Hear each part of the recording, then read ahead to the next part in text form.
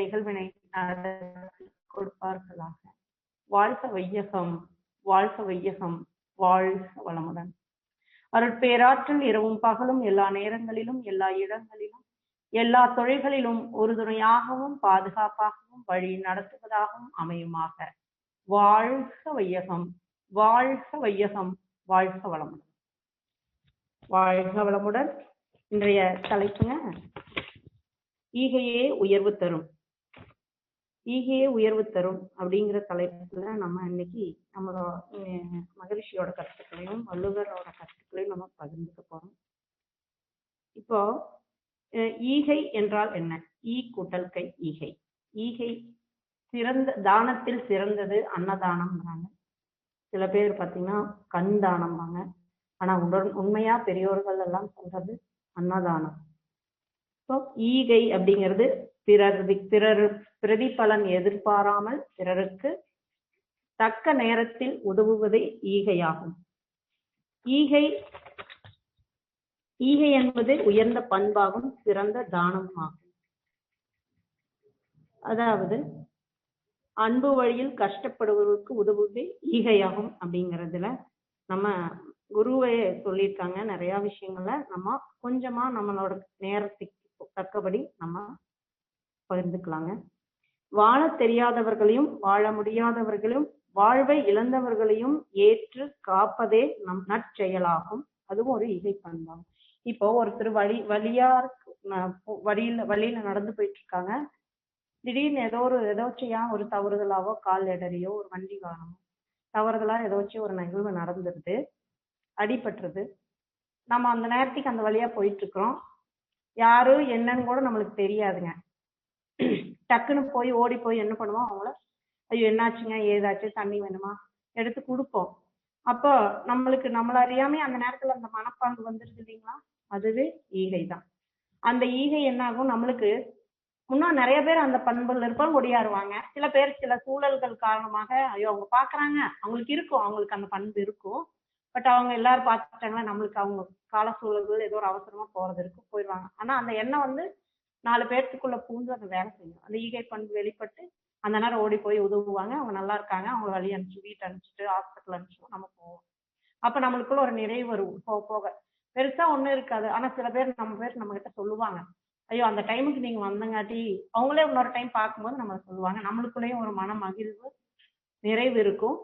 அவங்களும் அந்த நேரத்துல அவங்க காப்பாத்துனேன், அந்த டைம் ஹாஸ்பிட்டல் கூட்டிட்டு போனங்காட்டி நம்மளுக்கு பரவாயில்ல, இன்னைக்கு நம்ம குடும்பத்தோட இருக்கிறோம் அப்படின்னு அவங்களுக்கு ஒரு மகிழ்வு வரும். அந்த உணர்வு அலைகள் நம்மளுக்கும் நல்லதையே தரும். இது ஒரு சிறந்த ஈகை. அந்த ஈகையோட இதுல மன உயர்வு பெறும். மேலும் நம்மளுக்கு அந்த மனப்பக்குவம் அதிகமாகும். ஈகையோட பண்புலேயே ஒழுக்கம் கடமை ஈகைன்னு நம்ம ஏன் வச்சிருக்காங்கன்னா, ஒழுக்கம் இருந்தா கடமை தன்னை போல செய்வோம். கடமையில ஈகை பண்பு ஆட்டோமேட்டிக்கா நம்மளை மீறி நடந்துகிட்டே இருக்குங்க. இப்போ அது வள்ளுவர் குறள் மூலமா சொல்றாங்க, வரியார்க்கென்று ஈவதே ஈகை மற்றையெல்லாம் குழி எதிர்ப்பை நீர துடைத்து. ஒன்றுமே இல்லாதவருக்கு ஒரு பொருளை தருவதை ஈகையாகும், தானமாகும். மற்றவருக்கு தருவதெல்லாம் ஏதேனும் பயனை எதிர்பார்த்து தருவதாகும் என்று வள்ளுவர் சொல்லியிருக்காங்க. இதுவே மகரிஷி நம்மளுக்கு எப்படி கொடுத்திருக்காங்கன்னா, தான் சமுதாயம் இயற்கை சார்ந்து நம்ம வாழ்றோம். இயற்கை தத்துவம், மனிதனின் சிறப்பு, சமுதாய அமைப்பு, இந்த மூன்றும் அறியும் போதுதான் ஈகை பண்பு உயர்வானதாக வெளிப்படும். இப்போ இயற்கை தத்துவத்தை நம்ம அறிஞ்சிட்டு மனிதனோட சிறப்பையும் உணர்ந்து சமுதாய அமைப்புக்கு ஒன்றி போய் நம்ம அந்த ஈகை பண்பு மேலோங்கி கொண்டு வரும்போது நம்மளோட இயற்கையான அந்த ஈகையோட உயர்வு ஆட்டோமேட்டிக்கா மேல வரும். பொருள் வழங்குவது மட்டுமே ஈகை என்பது தவறான புரிதலாகும் அப்படின்னு நம்ம சாமிஜி சொல்லியிருக்காங்க. பொருள் ஒன்றை மட்டுமே கொடுத்து உதவுறது உதவியாகாது. நம்மளுக்கு அறிவினாலோ செல்வத்தினாலோ உடலினாலோ எண்ணத்தினாலோ கொடுப்பதே ஈகையாகும். இப்போ நம்ம கத்திருக்கிறோம், மனவளக்கலையே எடுத்துக்கங்க. மனவளக்கலை நம்ம எல்லாருமே தான். ஈகை பண்பு எல்லாத்துக்கும் இருக்குது. மனிதனோட குணத்துக்கே ஈகை பண்பு சிறந்தோங்கிற பண்பு தான். பட் அது இப்ப நிறைய நம்மளுக்கு கால சூழல்ல எல்லாரும் ஓடிட்டே இருக்கிறாங்க. ஓடி காம்படிட்டிவ் வேர்ல்டுல என்ன இருக்குது மனித பண்புலன்னு தெரியாம இருக்குது. இப்ப நாம ஒவ்வொன்னா நம்ம சாமி கொடுத்த தனித்தனியா கொடுத்த விதங்களை நம்ம ஒவ்வொன்றையும் பகிர்ந்துட்டு பேசிட்டு தான் கொண்டு வர போற மாதிரி இருக்குது. ஆனா வந்து நம்மளுக்குள்ள எல்லாத்துக்கும் அந்த பண்புகள் இருக்குது. மனித பண்புல ஈகை இருக்கிறது. ஒவ்வொரு பண்புமே நம்மளுக்குள்ளதான் இருக்குது. பட் என்ன சூழல்கள்ல அதெல்லாம் மறந்த மாதிரி அவங்க ஓடிட்டு இருக்காங்க. திரும்பி பார்க்கும்போது டாலரன்ஸ்னா என்ன, அக்செப்ட்னா என்ன, ஈகைனா என்னங்கிற மாதிரி ஆயிடக்கூடாதுங்கிறதுக்காக தான் மகான்கள் நம்மளுக்கு சொல்லி வச்சு இப்போ ஒவ்வொரு மூலமா நம்ம பகிர்ந்துட்டு நம்ம நினைவுகள் கொண்டாந்துட்டு வந்துட்டே இருக்கிறோம். இயற்கை அதுக்கு மீறி எல்லாத்தையும் நினைக்க வைக்கிற அளவுக்கு இப்போ நம்மளை புரட்டி போட்டு ஈகை ஒவ்வொரு மனித மாண்புகளையும் கத்துக்கக்கூடிய அளவுக்கு இப்ப மக்கள் வந்துட்டு இருக்கிறாங்க. முன்னாடி எல்லாம் நம்ம யோகா கிளாஸ் கூப்பிட்டு வாங்க அப்படின்னு கேட்போம். இப்ப எப்ப நடக்குதுன்னு கேட்டு பேட்ச் வைஸா பிரிச்சு போடுற அளவுக்கு இப்ப வர ஆரம்பிச்சுட்டாங்க. இதுவே ஒரு ஈகை தான். நம்ம வந்து கத்துக்கிறோம், மனவளக்கலை கத்துக்கிட்டு நம்மளே பயிற்சி பண்ணிட்டு நம்மளே நல்லா இருக்கணும்னு நினைச்சிட்டு இருக்காம நாம இந்த மாதிரி மூலமா நம்ம கல்விக்கு கொடுத்து மற்றவங்கள சமுதாயத்துல மேம்பாடு அடையிறதுக்காக கொடுக்குறோம். நம்ம ஒரு பலனை எதிர்பார்க்காம கொடுக்கும்போது அது ஈகை செயலாகும். நம்ம இதுதான் வேணும், இதுதான் வளர்க்கணும், நம்ம இதை செஞ்சா அது கிடைக்கும், ஒவ்வொன்றையும் நம்ம இப்படியே எதிர்பார்த்து செய்யும் போது அது ஈகை பண்புக்குள்ள வராதுங்க, சிறந்த பண்பா அல்ல. அப்போ நம்ம ஒரு செல்வந்தர் வந்து ஒரு விவசாயி வந்து நெல்மணிய விதைக்கிறாங்க, நிறைய 100 மூட்டைக்கு மேல ஆயிருது. அவரோட உணவுக்கு சரியானதை எடுத்து வச்சுட்டு பாக்கி அவங்க என்ன பண்ணணும், ஈகைக்கு உபயோகப்படுத்தணும், ஈகையா கொடுக்கணும் அப்படின்னு மகரிஷி சொல்றாங்க. பொதுவாவே நம்ம ஒவ்வொருத்தரும் பொருளை ஈட்டி துயிச்சு எல்லாரும் இன்புற்று வாழணும். நம்ம உழைப்புல ஒவ்வொரு உழைப்புல நம்ம சம்பாதிக்கிற பொருள்ல வந்து ஒரு அளவுக்கு ஒரு பங்கு வந்து நம்ம ஈகைக்கு பயன்படுத்தணும்னு சொல்றாங்க. நம்ம வாழ்றதே வந்து அது வந்து திருக்குறள் மூலமா நம்மளுக்கு மகரிஷியும் விளக்கியிருக்காங்க. நம்ம ஈவோரும் சரி, ஈயப்படுவோரும் சரி, நம்ம அதாவது வாங்குறவங்களும் சரி, நம்ம ஒருத்தர் கொடுக்கறவங்களும் சரி, மனம் மகிழ்ந்து உகந்து வாழ்வதே நலமான வாழ்வாக வாழ்வு தரும், வளமான வாழ்வு தரும் அப்படின்னு சொல்றாங்க. அதுவே ஈகை பண்பாகும். அதாவது ஈதல் இசைப்பட வாழ்தல் அதுவல்ல ஊதியம் இல்லை உயிர்க்கு. எந்த பலனும் எதிர்பார்க்காம நம்ம இந்த நேரத்துல அந்த தக்க நேரத்துல நம்ம செய்யறோம். இப்போ ஒரு பறவை அதுக்கு உதாரணம் சொல்லாங்க. ஒரு பறவை பறந்துட்டு போகுது. இது என்னோட தோழி அனுபவித்த ஒரு நிகழ்வு. அதையும் நான் இன்னைக்கு உங்க கூட பகிர்ந்துக்க போறேன். சில பேர் பட்டங்கள் விட்டுட்டு இருக்காங்க. சிறுவர்கள் பட்டம் விடும்போது அந்த கயிறு என்ன ஆயுது, அதோட ரெக்கையில சிக்கிக்குது. அந்த ரெக்கையில சிக்கும் போது என்ன ஆயுது, துடிக்குது. அப்ப நம்ம அவங்க ஏதாச்சும் அவங்களும் மேல வர்றாங்க, அடே இந்த பறவை காக்காய் வந்து இப்படி துடிக்குதே அப்படின்னு சொல்லிட்டு ஓரளவுக்கு கீழே விழுந்துருச்சு. மொட்டை மாடியில அவங்க ஓய்வு அதை எடுத்து கட் பண்ணி இந்த ரெக்கையை விட்டு விடுவிச்சு எடுத்தோன்னா அது அப்படியே சந்தோஷமா பறந்து போயிடுச்சுங்களா. அவங்க என்கிட்ட சொல்லும் போது கூட அது பெரிய இதா தெரியல. இன்னைக்கு ஈகைங்கிற தலைப்பு என்கிட்ட வரும்போது நான் அதை யோசிச்சு அவங்க பேசும்போது நான் பரவாயில்ல, இது கூட ஒரு விதத்துல ஒரு நல்ல ஒரு இதுதான் நம்மளுக்கு இன்னைக்கு இறைவன் வந்து நம்மளுக்கு அதை உணர்த்துறாரு. அப்படின்னு சொல்லிட்டு அது சந்தோஷமா பறந்து போனது எனக்கு அவ்வளவு சந்தோஷமா இருந்துச்சுங்க.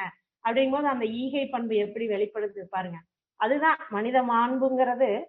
மனித உயிர்களை கண்டு வாடும்போது நம்மளுக்கு வாழுதுன்னு இப்போ வள்ளலார் பெருமகான், அன்னை தெரசா, இப்போ மகரிஷி, வள்ளுவர், எல்லா மகான்களும் நம்மளுக்கு இந்த கருத்துக்களை நிறைய விதங்கள்ல நம்மளுக்கு சொல்லிட்டே தான் இருக்கிறாங்க. நம்ம வந்து ஒவ்வொன்றுக்காக நம்ம எடுத்துக்கணும். இப்ப பொருள் வழங்குறது மட்டுமே ஈகை என்பது தவறான புரிதலாகவும் நம்ம மகிழ்ச்சி சொல்லியிருக்காங்க. இப்ப நம்ம கல்வி கத்துட்டு கல்வி கொடுக்கறது கூட டீச்சர் ஒரு சம்பளம் வாங்கிதான் கல்வி கத்து கொடுக்குறாங்க. பட் ஒரு ஃப்ரீயா டியூஷன் எடுக்கிறவங்க நினைச்சு பாருங்களேன், அது ஒரு ஈகை பண்பு தான். அவங்களோட மனது நிறைவடையும். அந்த டீச்சருக்கு அந்த ஸ்டூடெண்ட்ஸ் பயனடைகிறாங்க. தான் கற்ற கல்வி வந்து மற்றவங்களுக்கு பிரயோஜனப்படும் போது அது ஈகையாகும். ஈகை என்பது உயர்வான மனநிலையும் உயர்வான பண்பையும் தரும். அது எல்லாத்துக்குள்ளேயும் இருக்குதுங்க. நம்ம வந்து ஒவ்வொன்னா இந்த மாதிரி நிறைய சொல்லிக்கிட்டே போலாம். ஆனா வந்து ஒவ்வொரு விதத்திலையும் அந்த ஒரு பிரதி பலன் ஒரு துளி கூட எண்ணாம இப்ப நம்ம செய்யறதுதான் ஈகை பண்பாகும். அது இல்லாம ஒரு சின்ன விஷயத்த நம்ம எதிர்பார்த்து செஞ்சாலும் அது ஈகை பண்புக்கு உகந்ததாக அல்ல அப்படின்னு சொல்றாங்க. இப்ப நீங்க பார்த்திருப்பீங்க, கோயில்கள்ல எல்லாம் பாத்தீங்கன்னா உபயம் டியூப்லைட்டு, இன்னார் குடும்பத்தார் ஒரு கண்ணாடி மாட்டி இருப்பாங்க, அதுல உபயம் அப்படின்னு எழுதுவாங்க. இது வந்து பாத்தீங்கன்னா நம்மளுக்கெல்லாம் ஒரு வேடிக்கையா இருக்கும். அதாவது இப்படி வந்து பெயர் தேடி விளம்பரத்துக்காக போடுறாங்களோ அப்படின்னு உண்மையா நானெல்லாமே யோசிச்சிருக்கேன். பட் இப்ப வந்து அந்த இதெல்லாம் கம்மி ஆயிடுச்சுங்க. இப்போ சில பேர் நிறைய பேர் போடுறதுங்களான்னு கேட்கறாங்க. அதே மாதிரி பேர் வேண்டான்னு முதல்லயே சொல்லிடுறாங்க. அது வந்து அன்றைய சூழல்ல என்னன்னா இப்படி போட்டா மனப்பக்குவங்க கண்டுதான் அவங்களும் அரங்காவலர்களும் அதை வெளிப்படுத்திட்டு இருந்தாங்க. ஓ இப்படி போட்டு நம்ம குடும்பத்துக்காரன்னு செஞ்சா ஒரு சாமிக்கு நல்லது அப்படின்னு சொல்லி செய்யும் போது நம்ம எல்லாரும் நல்லா இருப்போம், நம்ம சந்ததிகள் நல்லா இருக்கும்னு ஒரு இது. அப்படியே அவங்க செஞ்சிருக்கிறாங்க நாமும் செய்யலாங்கிற ஒரு எண்ணம் வந்து ஒரு முன்னொரு உதவி செய்யறதுக்காக இன்னொரு பொருள் வாங்கி பேர் எழுதி மாட்டுவாங்க. அந்த மாதிரி நடந்த நிகழ்வுகள் நடந்துட்டு இருந்து. ஆனா இப்போது பாத்தீங்கன்னா யாரும் வேணாட்டாங்க. அந்த இதெல்லாம் கம்மியாயிடுச்சு. மனப்பக்குவங்கள் மாற மாற மாற மகரிஷியோட எண்ணத்துக்கு தகுந்த மாதிரி ஒவ்வொரு விஷயங்களும் நம்மளுக்குள்ள மாற்ற இயற்கை தந்துகிட்டே தான் இருக்குது. ஒவ்வொரு பண்பாடும் வெளிப்பட்டுக்கிட்டே தான் இருக்குது. நம்ம தனித்தனியா நல்ல பண்புகளை நம்மளுக்குள்ள இருக்கிற பண்புக்கே ஒரு கிளாஸும் நம்மளுக்குள்ள வச்சு மனித மக்களுக்கு உணர்த்த வேண்டிய சூழல்லையும் கட்டாயத்திலையும் நம்ம தள்ளப்பட்டிருக்கிறோம். இயற்கை அதுக்கு உண்டான வழிவகுத்து மகரிஷியோட எண்ணத்தைப்படி நம்ம இப்போ உலகத்துல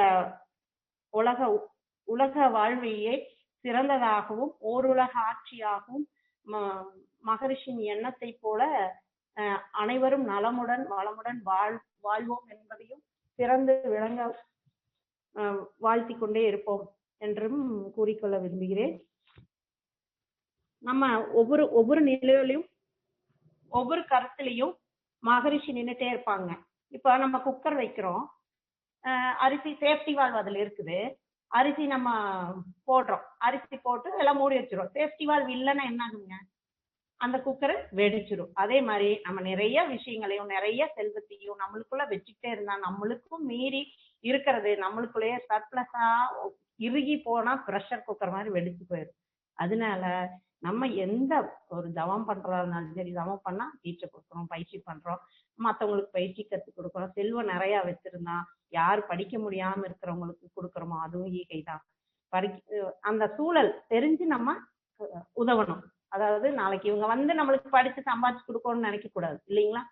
ஆட்டோமேட்டிக்கா நம்ம வந்து செல்வத்து மூலமாமோ உடலாலோ ஓடி போய் உதவி செஞ்சு ஒரு கட்டை போட்டு விடுறது உடலால் செய்யற ஈகை.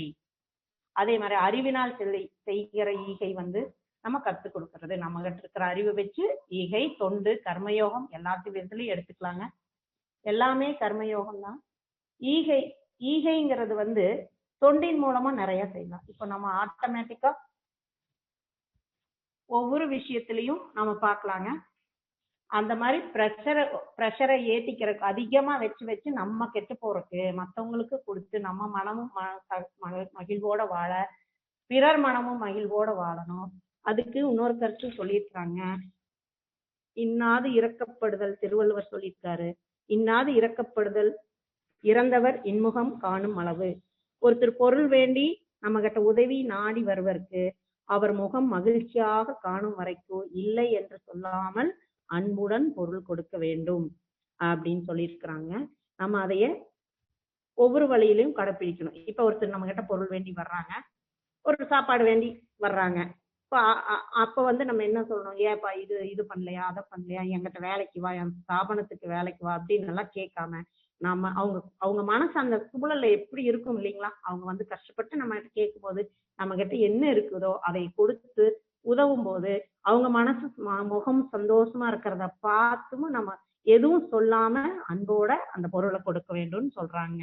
இப்ப மகரிஷி பாத்தீங்கன்னா ஒவ்வொரு விஷயத்திலையும் நம்மளுக்கு உணர்த்திட்டே இருப்பாங்க. அதாவது ஒவ்வொரு அன்பு வழியில கஷ்டப்படுவதற்கு உதவுறதும் ஈகையாகும். பிரதிபலனை எதிர்பாராமல் செய்து வாழ்வதே சிறந்த உயர்ந்த ஈகையாகும். இதுவே வாழ்வில் உயர்வை தரும்.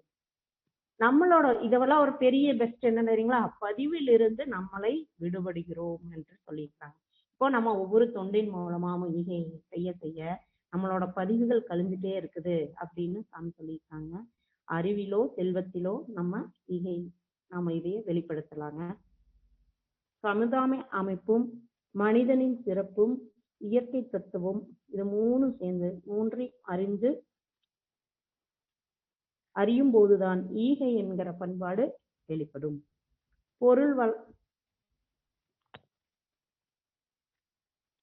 மகரிஷி என்னங்கிறாங்கன்னா, ஈகை பண்பும் அதனோட கருத்தும் நம்ம போய் சொல்லிக்கிட்டே இருக்கலாம். மகரிஷி அதே சொல்ல முடியுமா? டைம் டைம் ஆயிடுச்சுங்கம்மா. வாழ்க வளமுடன்.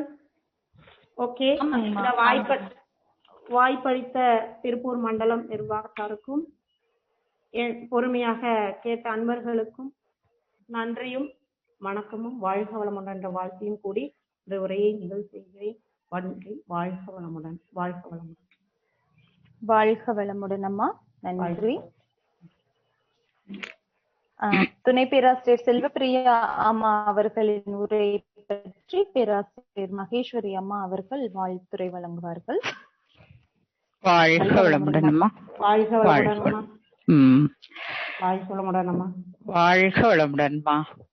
துணை பேராசிரியர் செல்வப்பிரியா, ஈகையே உயர்வு தரும். ஈகை அப்படிங்கறதுனுடைய கான்செப்ட் என்ன அப்படிங்கறத அருமையா சொன்னீங்க. பிரதிபலனை எதிர்பார்க்காமல் தக்க நேரத்தில் தகுதியானவர்களுக்கு செய்வது ஈகையாகும். அதுல மிகச்சிறந்தது என்ன அப்படின்னு பாத்தீங்கன்னா, அன்னதானம்னு நம்ம முன்னோர்கள் பெரியவங்க எல்லாம் சொல்லியிருக்காங்க. இந்த ஈகை அப்படிங்கறதுல நமக்கு கிடைக்கிறது என்னன்னா, மனம் உயர்வு பெறும். அது ஒரு மனித மாண்பு, பதிவுகள் கழியும். ஒன்றுமே இல்லாதவர்களுக்கு செய்வது ஈகைங்கிறத சிறப்பான முறையில சொன்னீங்க. சரியான கருத்து. அறிவு, உடல் வலிமை, செல்வம் என்று ஈகையில் பல வகை இருக்கிறது. நமக்கு எந்த ஈகை செய்ய முடியுமோ அதை நம்மால் முடிந்ததை செய்யலாம். அதே போல நம்ம வருமானத்துல ஒரு பங்கை ஈகையாக கொடுக்கணும். அதுவும் மகிழ்ச்சியோடு கொடுக்கணும். அந்த பறவையை பற்றிய அனுபவம் பகிர்ந்து கொண்டது ஒரு வகையான ஈகையினுடைய பண்புங்கிறது மிகச்சிறந்த அனுபவம் அம்மா.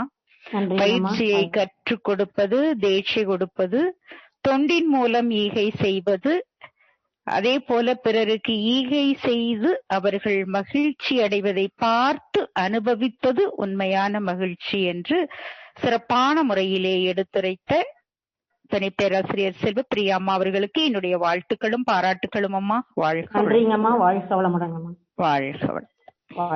வாழ்க வளமுடன் அம்மா. மகேஸ்வரி அம்மா அவர்கள் நன்றிகளை தெரிவித்துக் கொள்கிறோம். அதே போல் துணை பேராசிரியர் செல்வப்பிரியா அம்மா அவர்கள் வாழ்க வளமுடன். துணை பேராசிரியர் செல்வப்பிரியா அம்மா அவர்கள் வாழ்க வளமுடன். நன்றிகளும் வாழ்த்துக்களும் செல்வப்பிரியா அம்மா அவர்களுக்கு. வாழ்க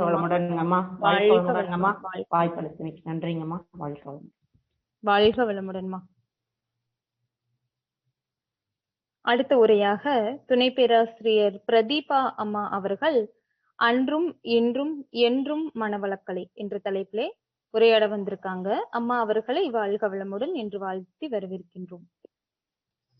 வாழ்க வையகம், வாழ்க வையகம், வாழ்க வளமுடன். குரு வாழ்க, குருவே துணை.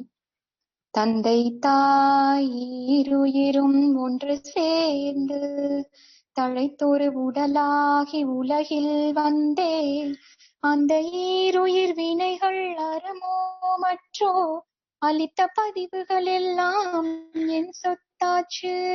இந்த அரும் பிறவியில் முன்பினை அறுத்து எல்லையில்லாமை பொருளை அடைவதற்கு வந்த ஒரு உதவி குரு உயிரின் சேர்க்கை. வணங்கி குரு திருவடியை வாழ்த்தி வாழ்வோம். அறியாமை என்னும் இருளை போக்கி அறிவு என்னும் ஒளியை புகட்டும் ஆசிரியர் பெருமக்கள் அனைவருக்கும், இங்கு கூடியிருக்கும் சான்றோர் பெருமக்கள் அனைவருக்கும் என் முதற்கண் வணக்கத்தை தெரிவித்துக் கொள்கிறேன்.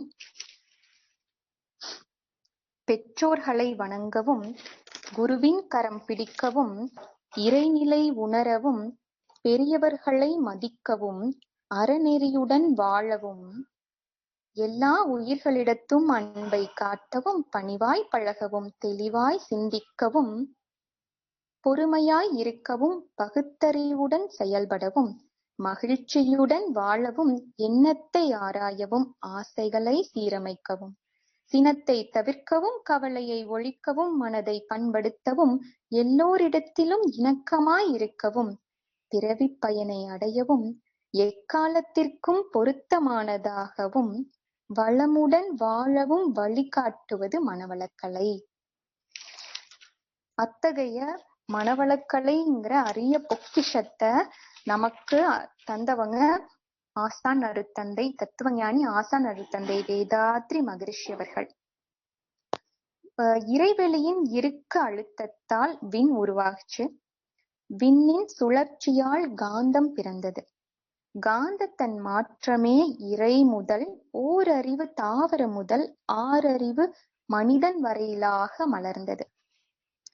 மனித இனம் தோன்றி பல 1000 ஆண்டுகளை நம்ம கடந்துட்டோம். எல்லா நேரங்கள்லயும் நம்ம சந்தோஷமா இருக்கிறோமா அப்படின்னா இல்ல. அது ஏன் அப்படின்னா, வினைப்பதிவே தேகம் கண்டாய் என்னும் சான்றோர் கருத்து போல வினைப்பதிவு இருக்கிறதுனாலதான் நம்ம வாழ்க்கையில சந்தோஷமா இருக்க முடியல. அதனால 6 தீய குணங்களும் பஞ்சமகா பாதகங்களும் விளைகிறது. இந்த பஞ்சமகா பாதத்தினால வாழ்வில் பல சிக்கல்களும் துன்பங்களும் நம்மளுக்கு விளைகிறது. இந்த துன்பத்தை எல்லாம் போக்குறதுக்கு போக்கி மக்களை நல்வழிப்படுத்த ஒவ்வொரு காலகட்டத்திற்கும் ஒவ்வொரு மகான்கள் இந்த பூமியில அவதரிப்பாங்க. அப்படி நம்ம காலகட்டத்துல நம்மளுக்கு கிடைத்த ஒரு அற்புதமான பொக்கிஷமான மகான் தத்துவஞானி ஆசான் அருத்தந்தை வேதாத்ரி மகரிஷி அவர்கள். ஆசான் அருத்தந்தை வேதாத்ரி மகரிஷி அவர்கள் அவர்களே இறையுணர்வு பெற்று அறநெறி வாழ்வு வாழ்ந்து பல நிலைகளை கடந்து தாமாக பல ஆராய்ச்சிகள் செய்து நமக்கு எளிமையான உடற்பயிற்சியும் உயிர் வளத்துக்கு காயக்கற்ப பயிற்சியும் மனதை ஒழுங்குபடுத்த தியானமும் அகத்தாய்வு பயிற்சியும் நம்மளுக்கு கொடுத்திருக்காங்க. அருத்தந்தை வேதாத்ரி மகரிஷி அவர்கள் வெளியிட்டுள்ள எந்த ஒரு கருத்துமே பகுத்தறிவிற்கோ விஞ்ஞானத்துக்கோ ஏற்றதாகத்தான் இருக்குது. அந்த காலத்துல எல்லாம் குண்டலினி தவம் இருந்துச்சு, குண்டலினி தவம் கொடுத்தாங்க. ஆனா அன்னைக்கு இருந்த குருமார்கள் எல்லாருமே எல்லாத்துக்கும் கொடுக்கல. அதே மாதிரி இல்லறத்துல இருந்தே ஆன்மீக மேம்பாடு அடையறதுக்கான வாய்ப்பு கிடைக்கல. வீட்டுல இருந்து துறவரம் பூண்டு குடும்பத்தை விட்டுட்டு காட்டுக்கு போய் பொருள் சொத்து பத்தி எல்லாம் கொடுத்து குருவிற்கு பணிவிடை செய்து மூலாதார சக்கரத்திலிருந்து ஆக்னை துரியம் பெறுவதற்கே 14 ஆண்டுகள் ஆயிருக்குது. ஆனா இன்னைக்கு நம்ம பயிற்சி மனவளக்கலை பயிற்சியில எளிமையான மனவளக்கலை பயிற்சிக்குள்ள வந்ததையும் ஒரு மினிமம் ஒரு 8 நாட்களிலேயே நம்மளுக்கு ஆகினி துரியம் வரைக்கும் நம்மளுக்கு கிடைச்சிருது. அது அந்த பெருமை மனவளக்கலைக்கு சேரும். பெண்களுக்கு சாத்தியமானதாக இந்த பயிற்சி அந்த காலகட்டத்துல இருக்கல. நம்ம ஆசான் அருத்தந்தை அவர்கள் ஒரு பெண் பயிற்சி எடுத்துக்கிட்டா அவங்களுக்கு மட்டும் இல்லாம இந்த குடும்பத்திற்கும் சமுதாயத்திற்குமே பலன் அளிக்கும். அவங்க மூலியமாக ஒரு குழந்தை வந்துச்சு அப்படின்னா அடுத்த ஜெனரேஷன் இந்த சமுதாயத்திற்கு மிகப்பெரிய மாற்றம் வரும் அப்படிங்கிற ஒரு நோக்கத்துக்காக பெண்களுக்கும் கொடுத்திருக்காங்க. அதே மாதிரி பெண்களாகிய நாம் இந்த பயிற்சியை எடுத்துட்டு மற்றவர்களுக்கும் கற்பித்து தரக்கூடிய ஒரு வாய்ப்பு நம்ம மனவளக்கலையில தான் இன்னைக்கு கிடைச்சிருக்கு.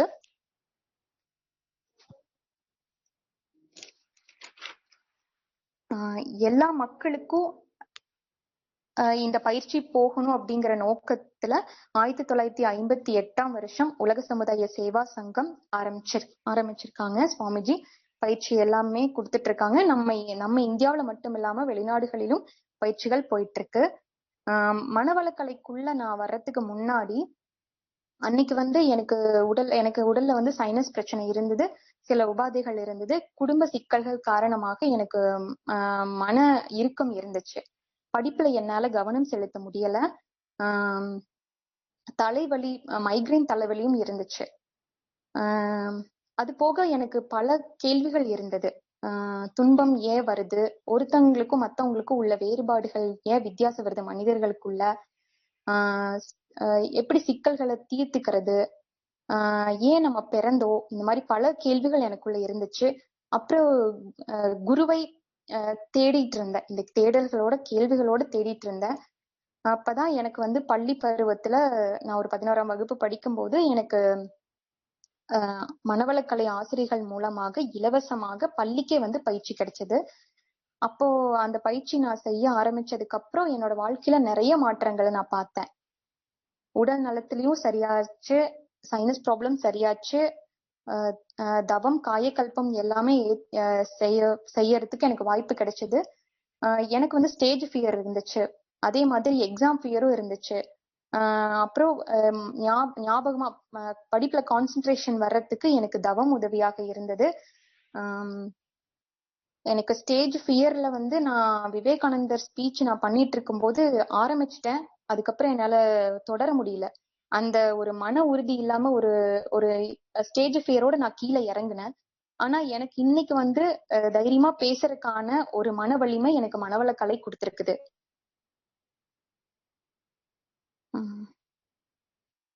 தவத்தால என்னுடைய மன அலைச்சூழல் வேகம் வந்து குறையறத நான் உணர்ந்தேன். தவத்தின் மூலமாக எனக்கு சீர்மை, கூர்மை, நேர்மை, ஓர்மை பண்புகள் வந்து எனக்கு கிடைச்சது.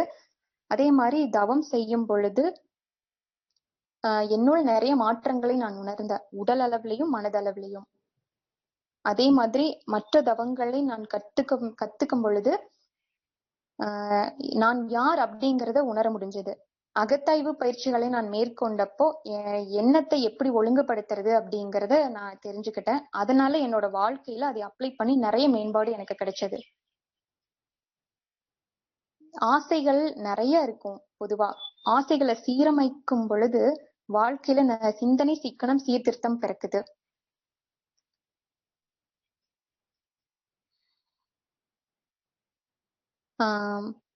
என்னுடைய திருமணத்திற்கு முன்னாடி நான் வாழ்த்து தவம் பண்ணி என் குடும்பத்தில் உள்ள சிக்கல்களை நிறைய சரியாயிடுச்சு. அப்பா மது பழக்கத்துல இருந்து அப்பா முற்றிலும் விடுபட்டுட்டாங்க. அது மூலியமா எனக்கு ரொம்ப மிகப்பெரிய ஒரு நல்ல ஒரு வாழ்க்கைனே சொல்லலாம். அது எனக்கு கிடைச்சது.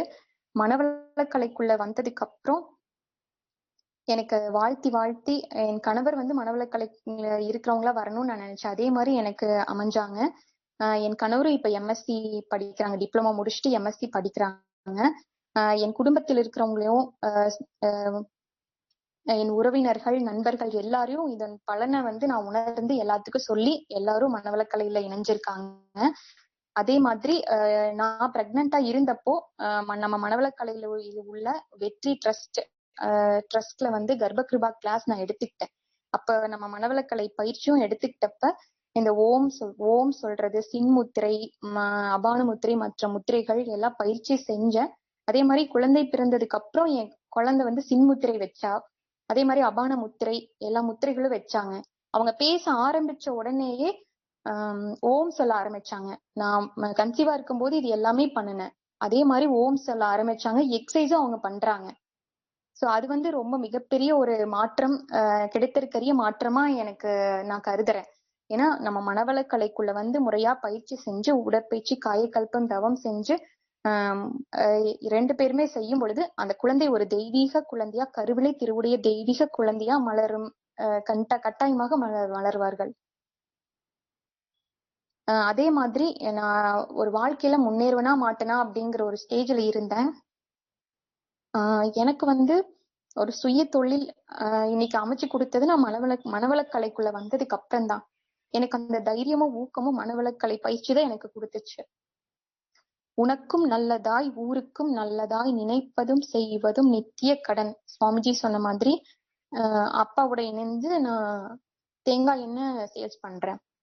அதுல எந்த ஒரு ரசாயன கலப்படமும் இல்லாம சுத்தமான முறையில மக்களுக்கு நல்லது கொடுக்கணும் அப்படிங்கிற ஒரு எண்ணம் எனக்கு வந்துச்சு. அதன் மூலியமா நான் இப்போ வெற்றி அடைஞ்சிட்டேன், நல்லா செஞ்சுட்டு இருக்கேன்.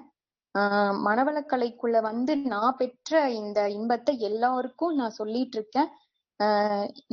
நான் வந்து சர்வீஸும் பண்ணிட்டு இருந்தேன். இப்ப திருமணத்துக்கு அப்புறம் கொஞ்சம் கேப் ஆயிடுச்சு குழந்தை இருக்கிறதுனால. எப்பொழுதும் நான் மனவளக்கலை பயிற்சியை வந்து எப்போதும் நான் சர்வீஸ் பண்ண நான் நினைக்கிறேன். கண்டிப்பா நான் சர்வீஸ் பண்ணுவேன்.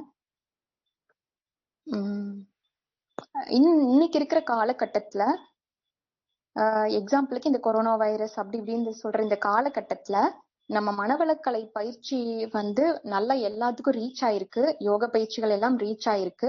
அதே மாதிரி நம்ம மனவளக்கலை பயிற்சி செய்தால் உடலை ஆரோக்கியமா வச்சுக்க முடியும், நோய் எதிர்ப்பு சக்தியோடு இருக்க முடியும், மனதையும் வளமாக வச்சுக்க முடியும். இன்னைக்கு இருக்கிற ஸ்ட்ரெஸ், நிறைய பேர் டிவி பாக்குறதுனால, நிறைய விஷயங்கள் கேட்கறதுனால, இந்த கொரோனா பேண்டமிக்னால நிறைய பேர் வந்து அப்செட் ஆயிடுறாங்க, ரொம்ப டிப்ரெஸ்ட் ஆயிடுறாங்க. நம்ம பயிற்சி முறையா செய்துட்டு வரும்போது இந்த டிப்ரெஷன்ல இருந்து வெளியில வந்துடலாம். அதே மாதிரி வாழ்க்கையில என்னைக்குமே முதிர்ந்த காலத்திலும் முதியவர்களான காலகட்டத்திலும் நம்ம இறைநிலை உணர்வு பெறுவதாகட்டும், அன்னைக்கு இருக்கிற காலகட்டத்துல உடல்நல குறைபாடு இருந்தாலும் மனவளக்கலை அதை போக்கும், மனவளக்கலை பயிற்சி அதை போக்கும்.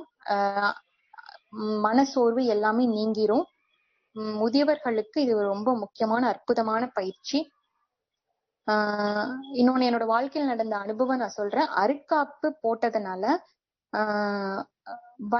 வண்டியில வந்து எங்கேயாச்சும் எங்கேயுமே பஞ்சர் ஆகாது. வீட்டுல இருந்து போனா வீட்டுக்கு தான் வரும். சப்போஸ் பஞ்சரே ஆனா கூட வேற ஏதாவது விபத்துக்கள் நேர்ந்தாலுமே அது வந்து தடுக்கப்படுகிறது. அகத்தாய்வு பயிற்சி என்னுடைய கோபம் வந்து குறைஞ்சது. மற்றவங்க கிட்ட இனிமையாக பழக முடிஞ்சது. வீட்டுல வந்து நான் மனவளக்கலை பயிற்சி எடுக்கிறதுக்கு முன்னாடி எல்லாம் சயின்ஸா தான் நான் பார்த்தேன். என்னோட உடம்பையும் சரி மற்ற விஷயம் நடக்கிறத சுத்தியும் வந்து சயின்ஸா தான் பார்க்க முடிஞ்சது. ஆனா அத வந்து ஸ்பிரிச்சுவலா வந்து மனவளக்கலை மாத்திடுச்சு. ஒரு செடிக்கு ஒரு மரத்துக்கு தண்ணி விடும்போது கூட அது வந்து அதோட உயிர் கலப்பாகி அதைய வாழ்த்திட்டு நான் தண்ணி விடும்போது நல்ல பலன் கொடுக்குது. காய்க்காத அவரை செடி கூட வீட்டுல எல்லாரும் சொன்னாங்க அது வெட்டிடலான்னு. ஆனா கொஞ்ச நாள் வாழ்த்தினங்காட்டி அது அவ்வளவு காய் கொடுத்துச்சு. அப்போ ஒரு மரம் செடி கொடிகளுக்கு கூட நம்ம அந்த வாழ்த்தும் போது அவ்வளவு பலன் அளிக்குதுன்னா, கட்டாயம் நம்ம சுற்றி உள்ளவர்களையும் நம்ம வாழ்த்தும் பொழுது, இந்த நம்மை சுற்றத்தார் உலகையும் நம்ம வாழ்த்தும் பொழுது நிச்சயமாக நமக்கு உலக அமைதி நிச்சயமா சீக்கிரம் கிடைக்கும். இந்த மனவளக்கலை பயிற்சி இந்த உலகம் உள்ள வரையில், இந்த உலகத்தின் இருக்கும் வரையில் மனவளக்கலை பயிற்சி அனைவருக்கும் பயன்பெறும்.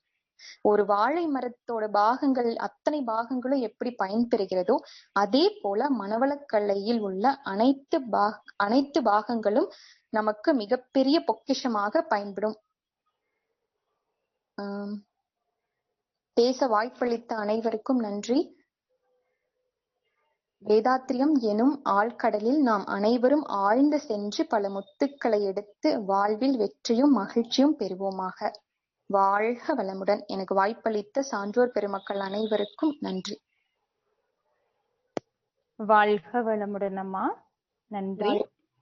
பிரதீபா அம்மா அவர்களின் உரையை பற்றி பேராசிரியர் மகேஸ்வரி அம்மா அவர்கள் வாழ்த்துரை வழங்குவார்கள். வாழ்க வளமுடன் அம்மா.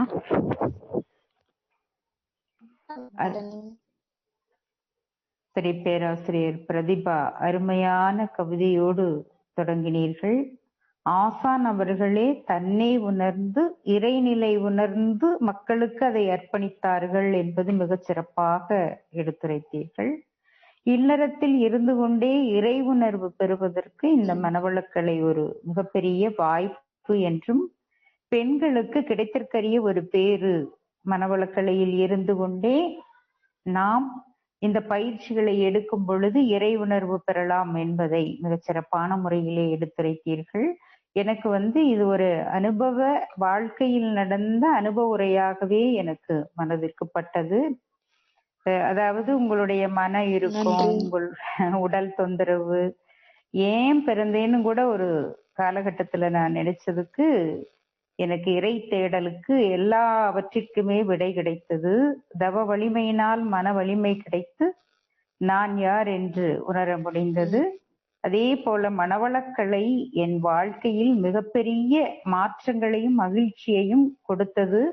ஹைலைட்டான விஷயம் கற்பகிரகாவில பயிற்சி எடுத்து கருவிலே திருவுடையாருங்கிற அற்புதமான குழந்தையை பெற்றெடுத்தது மிகச் சிறப்பான ஒரு செய்தி அம்மா. உனக்கும் நல்லதாய் ஊருக்கும் நல்லதாய் நினைப்பதும் நடப்பதும் நித்திய கடன் என்று நீங்கள் பெற்ற இன்பம் அனைவரும் பெருக வேண்டும், பெற வேண்டும். இந்த மனவளக்கலை உலகம் முழுவதும் பரவ வேண்டும், பெருக வேண்டும் என்று உங்களுடைய அனுபவத்தையே உரையாக கொடுத்தது மிகச் சிறப்பு அம்மா. துணை பேராசிரியர் பிரதிபா அம்மா அவர்கள் வாழ்க வளமுடன். என்னுடைய வாழ்த்துக்களும் பாராட்டுக்களும் அம்மா. வாழ்க வளமுடன். வாழ்க வளமுடன். வாழ்க வளமுடன். துணை பேராசிரியர் பிரதிபா அம்மா அவர்கள் வாழ்க வளமுடன். துணை பேராசிரியர் பிரதிபா அம்மா அவர்கள் வாழ்க வளமுடன். அடுத்த உரையாக துணை பேராசிரியர் சாந்தி அம்மா அவர்கள் 4 பேருக்கு நன்றி இது என்ற தலைப்பிலே உரையாட இருக்காங்க. அம்மா அவர்களை வாழ்க வளமுடன் என்று வாழ்த்தி வரவேற்கின்றோம். வாழ்க வளமுடன் அம்மா. வாழ்க வளமுடன் அம்மா. துவங்கலாங்கம்மா. வாழ்க வையகம், வாழ்க வையகம், வாழ்க வளமுடன்.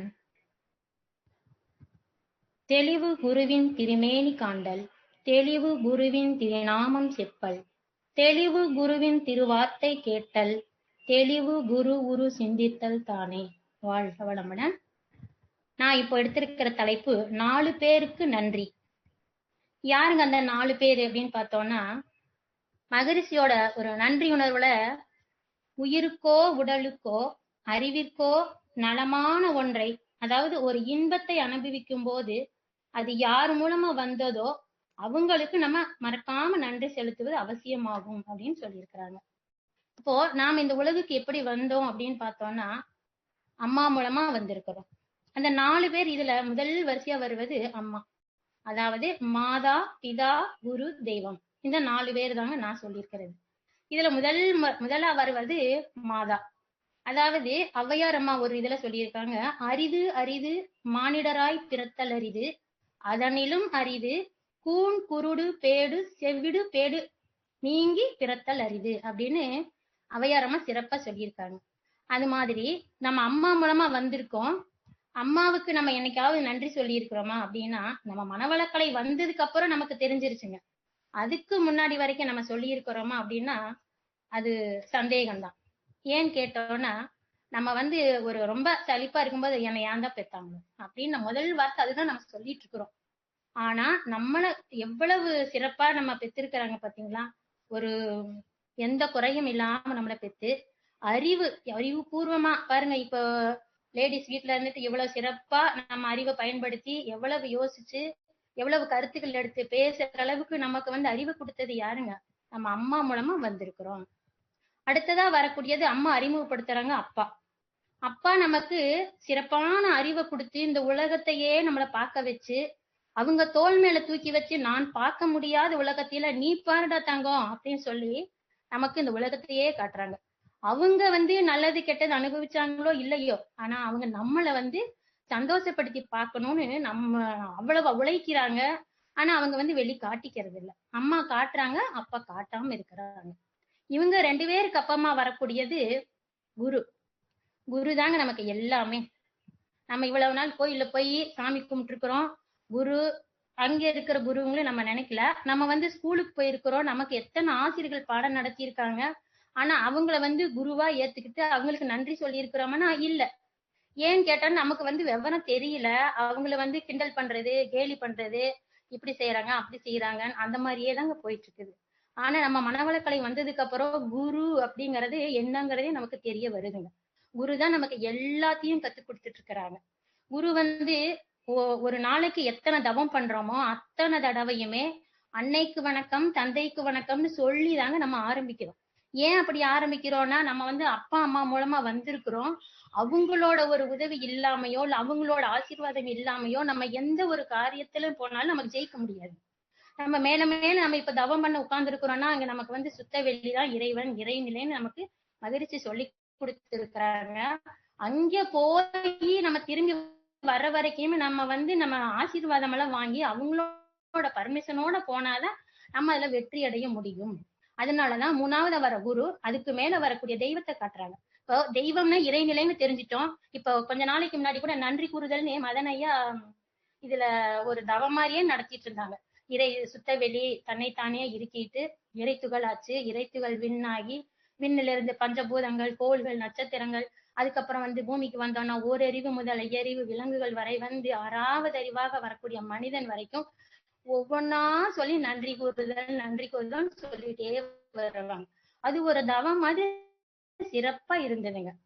அப்போ அந்த மாதிரி நம்ம செய்யும் போதுதான், ஓ இவங்களுக்கெல்லாம் நம்ம நன்றி சொல்லணுமா, நம்ம இவ்வளவு நாள் சொல்லலையே அப்படிங்கிற ஒரு உணர்வே அப்பதாங்க நமக்கு தெரியுது. அதுக்கு மேல பார்த்தோம்னா, நம்ம நம்ம உடல்ல உச்சி முதல் பாதம் வரைக்கும் எவ்வளவு உறுப்புகள் இருக்குதுங்க. ஒவ்வொரு உறுப்பும் எவ்வளவு வேலை செய்யுதுங்க. இதுக்கெல்லாம் ஒரு ஒரு உறுப்புக்கும் நம்ம விலை மதிப்பு போட்டோம்னா அது கோடிக்கணக்கில் ஆகலாம், எவ்வளவு கோடி வருது நமக்கே தெரியாது. ஆனா அதை நம்ம பயன்படுத்துறோமே, ஒவ்வொரு உறுப்புகளுக்கும் நம்ம என்னைக்காவது நம்ம நன்றியுணர்வோடு ஒரு நன்றி சொல்லி இல்லவே இல்லை. இப்போ ஒரு வேலைக்கு சாப்பிடுறோம்னு சொன்னா, கொஞ்ச நாளுக்கு முன்னாடி அக்குப்ரெஷர்னு ஒரு கிளாஸுக்கு போயிட்டு இருந்தேன். அங்க அவங்க சொல்லும் போது எனக்கு தெரிஞ்சது, நீங்க இப்ப சாப்பிடுறீங்கன்னா ஒரு டப்பா கண்ணாடி பாட்டில் எடுத்து ஃபர்ஸ்ட் கொஞ்சம் சேமியா போடுங்க, ஒரு 2 தோசையை போடுங்க, 2 வாழை சாப்பாடை வரிசையா போட்டுட்டு எடுத்து வச்சு பாருங்க. அது கொஞ்ச நேரம் ஆகி அது கரைஞ்சி வரும், நம்ம கண்ணிலேயே பார்க்க சகிக்காது. அந்த மாதிரி நம்ம வயிற்றுக்குள்ள போட்டுட்டு இருக்கிறோம். அது நம்ம மென்னு சாப்பிடுறோமா மெல்லாம சாப்பிடுறோமா அப்படியே உள்ள போயிட்டே இருக்குது. அந்த இறைப்பை என்ன நினைக்குதுங்க, ஐயோ சாமி இத்தனை போடுறியே என்னால முடியலையேப்பான்னு அது கெஞ்சுது. ஆனா நம்ம அதெல்லாம் நம்ம கண்டுக்கவே மாட்டோம். ஒவ்வொரு நாளும் இப்படித்தான் சாப்பிடணும், இப்படி இந்த அளவுல சாப்பிடணும்னு நம்ம மகரிஷி சொல்லி கொடுத்துருக்குறாங்க. அரை வயிறு சாப்பாடு, 1/4 வயிறு தண்ணி, அதற்கு மேல வெற்றிடமா இருக்கணும் அப்படின்னு சொன்னா நம்ம கேட்க மாட்டோம். நமக்கு பிடிச்சிருக்கு நம்ம வாட்டில போட்டு உள்ள தள்ளிக்கிட்டே இருக்கணும். அப்புறம் கண்கள், மூக்கு, வாய், காது, நம்ம ஆற்று, நுரையீரல், இருதயம், இரைப்பை, அதுக்கடுத்து வரக்கூடிய கல்லீரல், மண்ணீரல், ஜீரண உறுப்புகள், எவ்வளவு பார்ட்ஸ், கை காலு பாருங்க. நீங்க ஒரு வேலை செய்யும் போது ஒரு சுண்டு விரல ஒரு லேசா கத்திப்பட்டுருது, அப்புறம் அதுக்கப்புறம் அந்த விரல் சரியாகிற வரைக்கும் அந்த வேலை செய்யும் போது அந்த விரல் பாரு கஷ்டப்பட்டே இருக்கும். அப்பதான் தெரியும், ஐயோ இந்த விரல் இல்லைன்னா நமக்கு வேலை செய்யவே முடியலையே அப்படின்னு தெரியும். அது வரைக்கும் நம்ம அந்த உணர்வே இருக்காதுங்க. அதே போலங்க ஒவ்வொரு உறுப்புமே, ஒரு பல்வலி வந்து டாடா என்னால பல்வலி தாங்கவே முடியும், இந்த வழியே வந்துடக்கூடாது அப்படின்னு சொல்லுவோம். ஆனா அந்த பல்லுக்கு நம்ம எனக்காவது நன்றி சொல்லி இருக்கோமா? காலையில எந்திரிச்சோன்னா பல் தேய்க்கிறதே ரொம்ப கஷ்டமா இருக்கு. முகங்கள் காலையில இருந்து எவ்வளவு சாமான் நம்ம இவ்வளவு பொருட்கள் உபயோகிக்கிறோம். காலையில எந்திரிக்கும் போதே பாய் தலகாணி எடுத்து வைக்கணும். அதை வந்து ஒரு நன்றியுணர்வோட எனக்கு உதவிய இந்த பாய் தலகாணிக்கு நான் நன்றி சொல்லிக்கிறேன் அப்படின்னு சொல்லி எடுத்து வைக்கணும். அதுக்கடுத்து டீ போட்டு குடிக்கிறோம். அந்த டம்ளரு, காஃபி பாத்திரம், பால், சக்கரை, டீ தூள் எல்லாத்துக்கும் நன்றி உணர்வோட ஒரு வாழ்க வளமுடன்னு சொல்லுங்கன்னா மகிழ்ச்சி சொல்றாங்க. எல்லாத்துக்கும் வாழ்த்து சொல்லுங்க. இதை விட இன்னும் கொஞ்சம் யோசிச்சோன்னா, முதல் நாள் நேத்து நடந்த நிகழ்ச்சிக்கு எல்லா பொருளுக்கும் எனக்கு எத்தனை பேர் உதவினாங்களோ அவங்களுக்கெல்லாம் நம்ம நன்றி சொல்லணும். அதுக்கடுத்து இன்னைக்கு நாள் முழுக்க நான் நன்றியா நம்ம எல்லாருக்கும் ஒரு நன்றி உணர்வோட நான் இருப்பேன்னு சொல்லிக்கிட்டு இந்த நாள் ஆரம்பிச்சு பாருங்க, அவ்வளவு சிறப்பா போகும். ஆனா நம்ம வந்து அதையெல்லாம் செய்யறது இல்ல. என்னமோ பிறந்தோம் வாழ்ந்தோம் என்னமோ பண்ணிட்டு இருக்கிறோம்னு போயிட்டு இருக்கிறோம். அப்புறம் வந்து பாருங்க, ஒரு மகான் ஒரு சினிமா பாடல்ல தாயிற் சிறந்ததொரு கோவிலும் இல்லை, தந்தை மிக்க மந்திரம் இல்லைன்னு சொல்லி இருக்கிறாங்க. அதுக்கப்புறம் திருக்குறள் நன்றன்று நடப்பது நன்று. அது என்னன்னா, நமக்கு ஒரு உதவி செய்யறாங்கன்னா அவங்க செஞ்சதை நம்ம எப்பவுமே மறக்க கூடாதுங்க. அதே ஒரு தீயது செஞ்சுட்டாங்க அப்படின்னு சொன்னா அது அப்பவே நீங்க மறந்துடுங்க, வேண்டாம் அப்படின்னு சொல்லி இருக்கிறாங்க. அப்புறம் பாத்தீங்கன்னா, நம்ம ஒவ்வொரு நாளும் காலையில நம்ம உடற்பயிற்சி பண்ணும்போது இவரு முத்துக்குமார் ஐயா சொல்லுவாரு, அதை ஆரம்பிக்கும் போது சொல்லுவாரு என்னன்னு சொன்னா, நாம் சந்திக்கக்கூடிய நபர்களும் நம்மை சந்திக்கக்கூடிய நபர்களுக்கும் நன்றி சொல்லிக்குவோம், வாழ்க வளம்னு சொல்லுவாங்க. நம்ம வந்து அதை கேட்கும் போது ஒரு ஆச்சரியமா இருக்குங்க, ஓய் நமக்கு இவ்வளவு விஷயம் இருக்கா அப்படின்னு. இப்போ இன்னும் கொஞ்சம் பார்த்தோம்னா, இப்போ போன வாரத்துல சௌமிந்திரன் ஐயா உடற்பயிற்சி விளக்கம் கொடுத்தாங்க. கையை தூக்கி மேல வச்சு நீங்க கைப்பயிற்சி பண்ணும்போது அந்த கை நுனிய 2 கையும் சேர்த்து வச்சீங்கன்னா உங்களுக்கு வெளி உலக தொடர்பு கட்டாயிரும், நீங்க வந்து உடற்பயிற்சி நல்லா பண்ணலாம். அப்ப நீங்க கைப்பயிற்சி பண்ணும்போது நீங்க ஷோல்டர் அந்த பால்ஸ் நீங்க நினைச்சுக்கோங்கன்னு சொல்றாங்க. அப்ப அந்த கை இங்க பால்ஸ் நல்லாகன்னா அந்த கை விரல் நுனிய நினைக்கணும். அப்ப அந்த இடத்துக்கு நம்ம வாழ்த்து சொல்லணும், நன்றி சொல்லணும். அதே மாதிரி கால் பயிற்சி பண்ணோம்னா காலுக்கு நீங்க நன்றி சொல்லுவாங்க. அந்த இடுப்புக்கு உதவியா இருக்கிறது காலு. அப்ப அந்த காலுக்கும் இடுப்பையும் சேர்த்து நினைச்சுக்கிட்டு அதுக்கு ஒரு வாழ்த்து சொல்லுங்க அப்படின்னு சொல்றாங்க. பாருங்க எவ்வளவு அறிவுபூர்வமா மகிழ்ச்சி நமக்கு அமைச்சு கொடுத்துருக்காங்க. ஆனா அந்த உடற்பயிற்சியை செய்ய நமக்கு கஷ்டமா இருக்கு, நம்ம எதையுமே நம்ம எடுத்துக்க முடியாது அப்படின்னு ஒரு இதாவே நம்ம போயிட்டு இருக்கிறோம். அப்போ நான் அந்த அதுக்கு மேல பார்த்தோம்னா நம்ம ஒவ்வொரு நாளும் இந்த பஞ்சபூதங்களோட தொடர்புலயே இருக்கிறோம். அந்த பஞ்சபூதங்கள்ல இருந்து வரக்கூடிய அலைய நம்ம தாக்கிக்கணும்னு சொன்னோம்னா ஒரு நாளும் அந்த ஒரு கோள்கள் மேல மனம் வைத்து தவம் செய்யுங்க, அதோட ஒன்றி இருங்க. அப்போ அந்த கோள்கள் ஒவ்வொன்றுல இருந்து வரக்கூடிய அலைகள் நம்ம தாக்கி கொள்ளணும்னா அந்த கோள்களுக்கு ஒரு நன்றியோட வாழ்த்து சொல்லி நம்ம தாக்கிக்கும் போது அதுல இருந்து வரக்கூடிய தீமை கூட நமக்கு நல்லா இருக்கும்னு சொல்லி மகிழ்ச்சி அந்த ஒரு அமைப்பிலையுமே இல்ல, மகிழ்ச்சி தான் சிறப்பா அமைச்சு கொடுத்திருக்காங்க.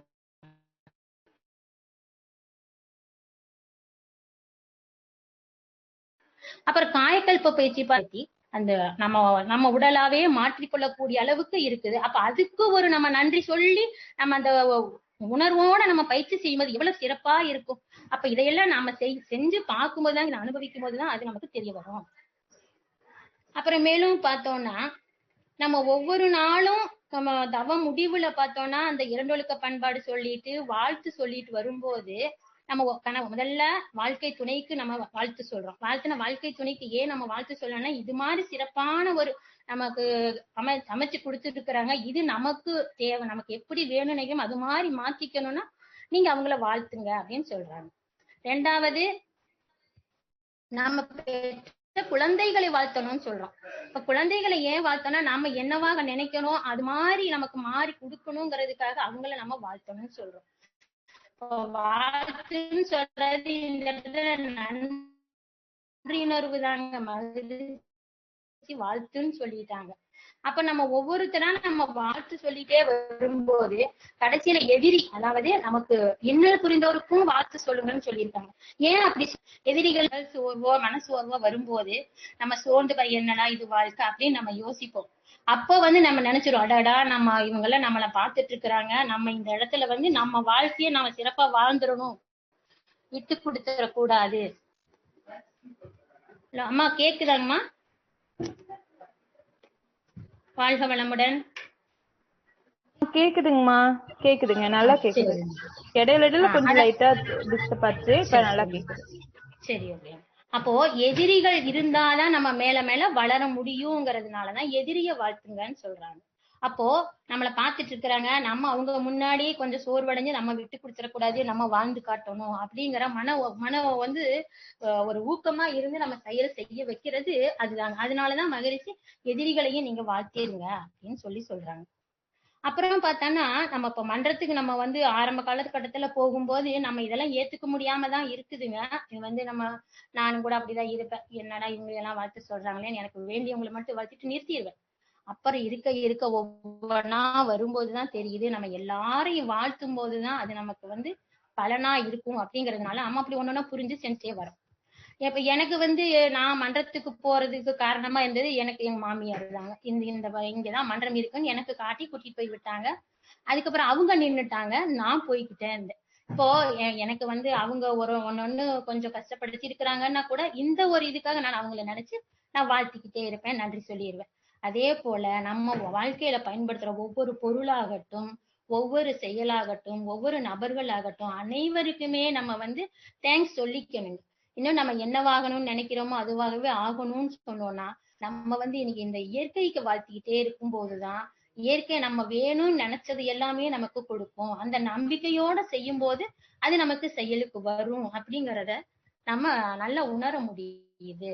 இப்போ பாருங்க, நான் இப்ப இந்த 4 பேருக்கு நன்றிங்கிறத கூட நான் எப்படி இந்த தலைப்பு நேத்து அம்மா அவசரமா கேட்டாங்க, சரி ஒரு 5 நிமிஷம் யோசிச்சு சொல்றேன்னு சொன்னேன். அது எனக்கு திடீர்னு சரி இதை சொல்லிட்டேன், இது நம்ம எப்படி ப்ரிப்பேர் பண்ண போறோம்னு யோசிச்சு பார்த்துட்டு சரி நம்ம சொல்லுவோம், ஓரெல்லாம் நமக்கு மகிழ்ச்சி கூட இருக்கார், கை கொடுப்பாரு அப்படின்னு சொல்லிட்டு இப்படி நான் ஆரம்பிச்சு இப்படி பேசிட்டு இருக்கிறேன்.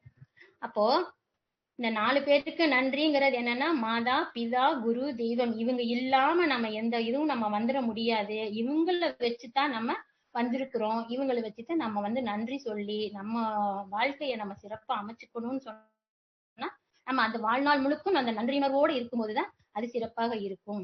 அப்போ ஒவ்வொரு நாளும் நம்ம தவம் செய்யும் போது அன்னைக்கு வணக்கம், தந்தைக்கு வணக்கம், ஆசானுக்கு வணக்கம் சொல்லி ஆரம்பிக்கிறோம். முடிக்கிறப்போ ஒவ்வொருத்தருக்கும் வாழ்த்து சொல்லி முடிக்கிறோம். இதை நம்ம சிறப்பா செய்யும்போது நம்ம வாழ்க்கையை சிறப்பா அமையும் என்று சொல்லி இதுவரைக்கும் கேட்டுக்கொண்டிருந்த அனைத்து உள்ளங்களுக்கும் நன்றி கூறி நன்றி கூறி இதை முடித்துக் கொள்கிறேன். வாழ்க வளமுடன். வாழ்க வளமுடன்.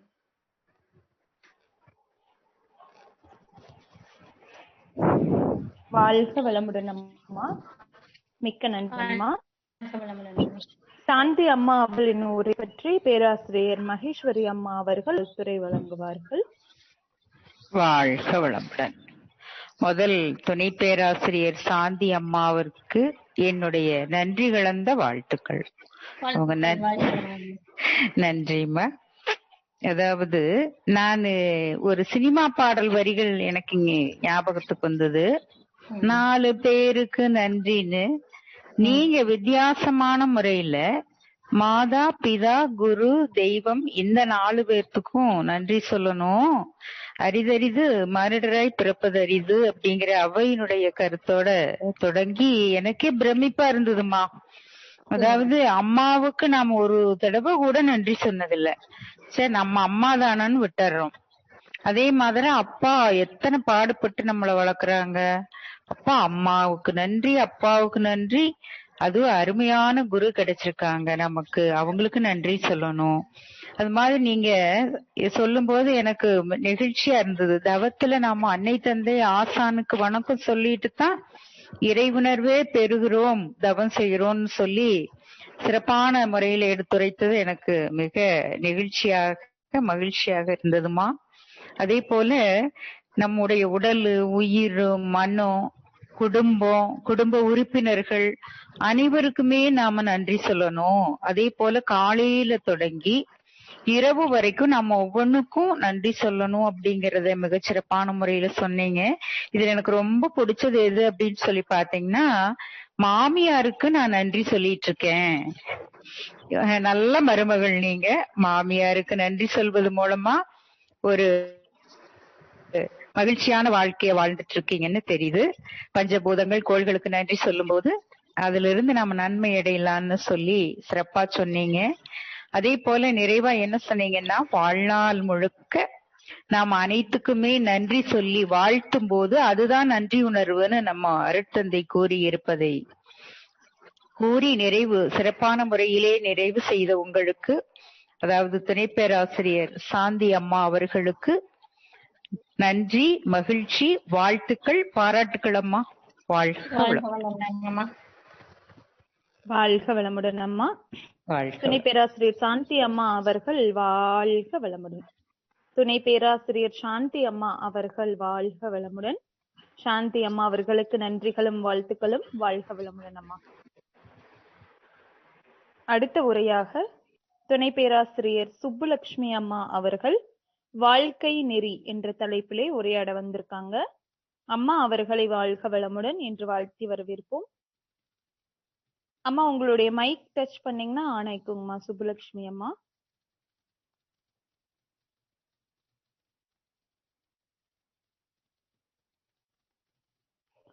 சுப்புலட்சுமி அம்மா. வாழ்க வளமுடன். வாழ்க வளமுடன்மா. கேக்குதுங்களா? கேக்குதுங்கம்மா. நன்றிங்கம்மா. வாழ்க வளமுடன். வாழ்க வளமுடன். வாழ்க வையகம், வாழ்க வையகம், வாழ்க வளமுடன். என்னை ஈன்ற தாய் தந்தையை வணங்கியும், எனக்கு இந்த என் ஆசான் அருள் தந்தையை வணங்கியும் வாழ்த்தியும், திருப்பூர் மண்டலம் ஜூம் குடும்பத்திற்கு வாழ்த்தையும் நன்றிகளையும் கூறி நான் எனது இந்த சிந்தனை உரையை துவங்குகிறேன். சிந்தனையை, உடல் நலத்தை சீரமை தூய்வித்த குருவே வாழ்க. நான் இன்னைக்கு எடுத்துக்கொண்ட தலைப்பு வாழ்க்கை நெறி.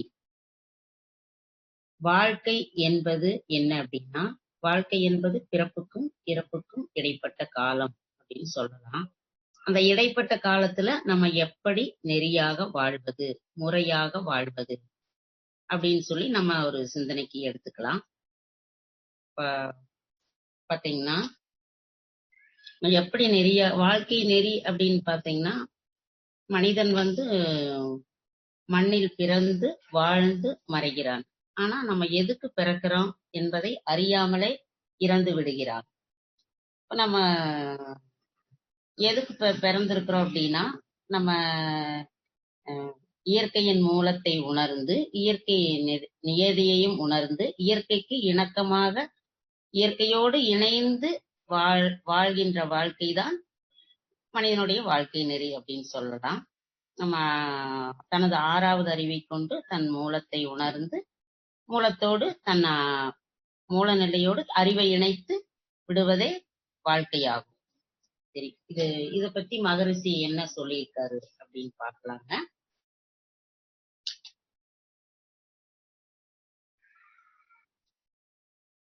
இந்த மனித சமுதாயத்தை பார்த்தீங்கன்னா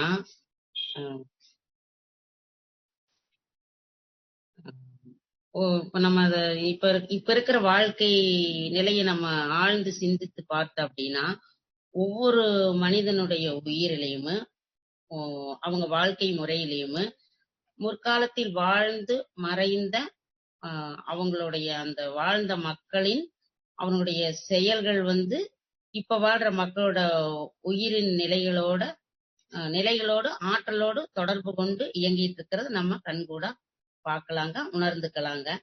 அப்போ மகரிஷி என்ன சொல்றாரு அப்படின்னா, இப்போ அறிவில் விளக்கம் பெற்ற மகான்கள் அவங்க தெளிவு வழியிலையும் மக்களை தெளிவு வழியிலையும் விளக்கம் பெறாதவர்கள் அப்போ அவங்க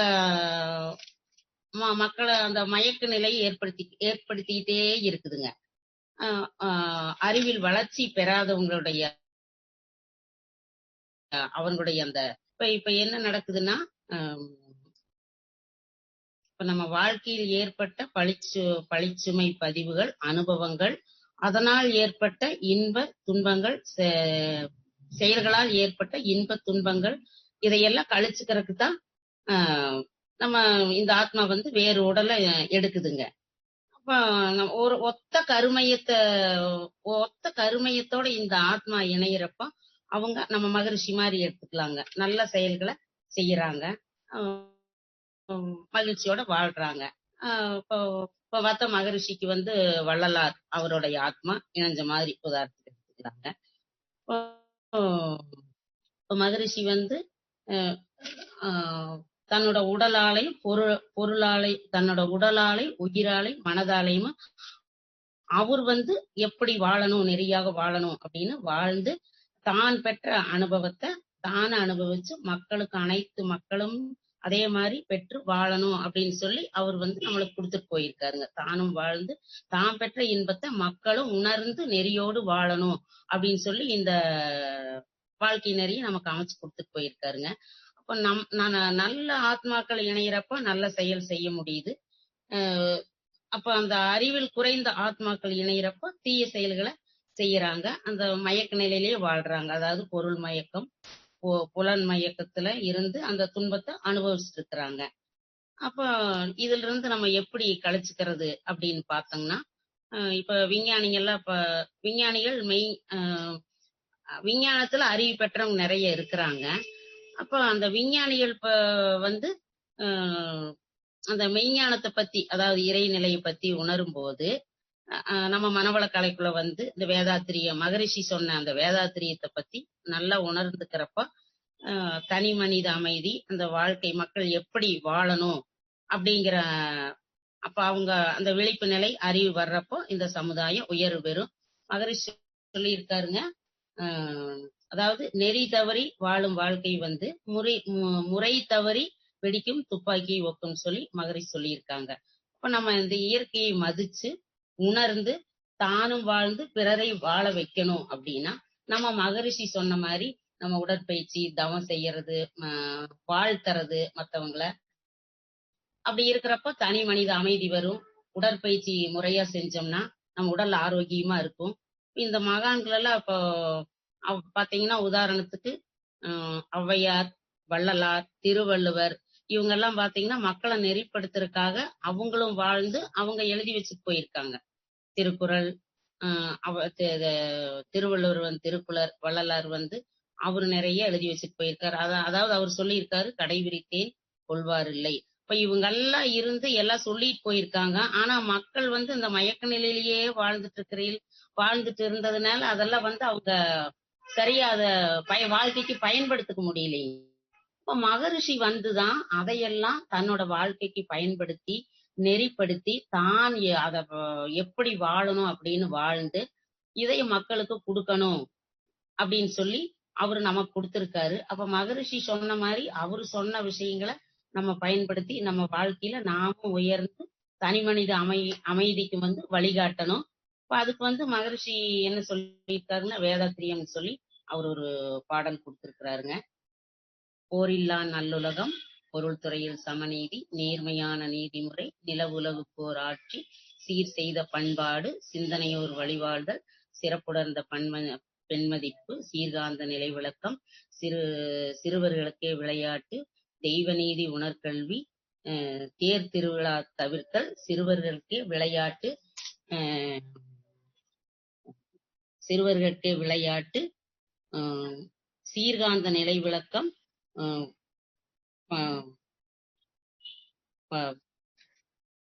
உண்மை ஒன்றை சாரி ஒரே லைன் மறந்துருச்சுங்க. அப்ப இதை மகரிஷி நம்மளுக்கு கொடுத்திருக்காரு. அப்ப இந்த 14 திட்டங்களையும் நம்ம ஒவ்வொரு தனி மனிதனும் நம்ம வாழ்க்கையில நெறிப்படுத்தி முறையோடு வாழ்றப்ப கண்டிப்பா அந்த அந்த சமுதாயத்துல மாற்றமும் சமுதாய நெறியும் அதாவது உலக அமைதி வர்றதுக்கு உண்டான ஏற்ற சமுதாயம், தனி மனித வாழ்க்கை நெறி உருவாகும். தனி மனித அமைதி வந்தாதான் இந்த உலக அமைதி வரும். அதனாலதான் மகரிஷி வாழ்க்கை நெறி அப்படின்னா என்னங்கிறத நமக்கு கொடுத்திருக்கிறாரு. அப்ப அந்த மகான்கள் காட்டிய வழியில நம்ம வாழ்றப்ப, மகரிஷி காட்டிய வழியில நம்ம ஒவ்வொரு தனி மனிதனும் வேதாத்திரிய அன்பர்களும் நம்ம வாழ்றப்ப கண்டிப்பா அதாவது உலக அமைதி உருவாகும் என்று கூறி அந்த என்னுடைய சிறிய உரையை நிறைவு செய்கிறேன். வாழ்க வளமுடன். எனக்கு இந்த வாய்ப்பினை அளித்த திருப்பூர் மண்டலத்திற்கு எனது நன்றிகளையும் வாழ்த்துக்களையும் கூறி எனது இந்த சிறிய சிந்தனையை நிறைவு செய்கிறேன். வாழ்க வளமுடன், வாழ்க வளமுடன். நன்றிங்கம்மா. வாழ்க வளமுடன் அம்மா. மிக்க நன்றிங்கம்மா. அம்மா